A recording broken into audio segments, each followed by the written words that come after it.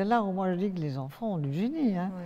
Il suffit en fait d'écouter les enfants. Et on n'écoute pas les enfants, ça c'est une idée que j'ai.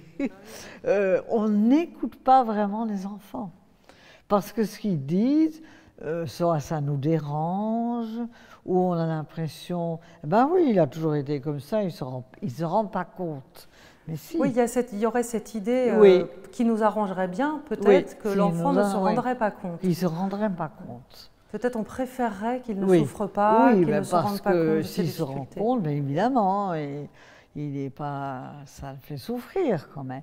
Mais il est mieux ça que qu'on dise, bah, il ne se rend pas compte. Alors oui, ça me fait penser à un autre épisode, c'est avec Arthur, hein, qui Oui. est un de mes cas. Qui a été une personne Vraiment, importante. vraiment, Dans... c'est lui qui m'a fait tout comprendre, disait Winnicott. Hein.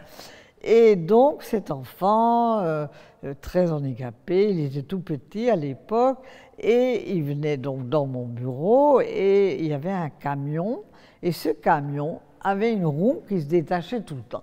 Le camion était un peu cassé, quoi. Et alors, à chaque fois, moi, je remettais la roue. Et l'enfant, lui, il enlevait. Et à un moment donné, je me dis, mais il est en train de me dire, ce que je demande, c'est pas qu'on me répare. On ne peut pas me réparer.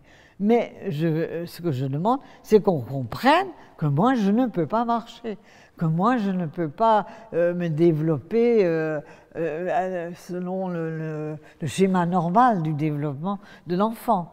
Hein. Et je me dis, mais là, vraiment, là encore, j'ai trouvé ça tout à fait remarquable, parce que c'est lui, au fond, qui me disait, mais une psychothérapie, ça ne sert pas à réparer, ça sert à essayer de comprendre, à dire, ben voilà, il y a quelque chose qui est cassé, il y a quelque chose qui ne marche pas, il y a quelque chose que je ne peux pas, on va en parler, on va essayer de comprendre, et qu'est-ce qu'on va en faire?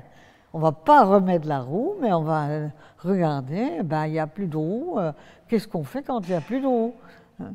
Mais je trouve que c'est une posture difficile pour le thérapeute de ne pas minimiser à la fois Oui. le handicap et Oui. d'entendre vraiment la souffrance et la difficulté qui peut être dite par les enfants. C'est vrai qu'on n'aurait pas forcément envie. Non, non, il faut rassurer les parents.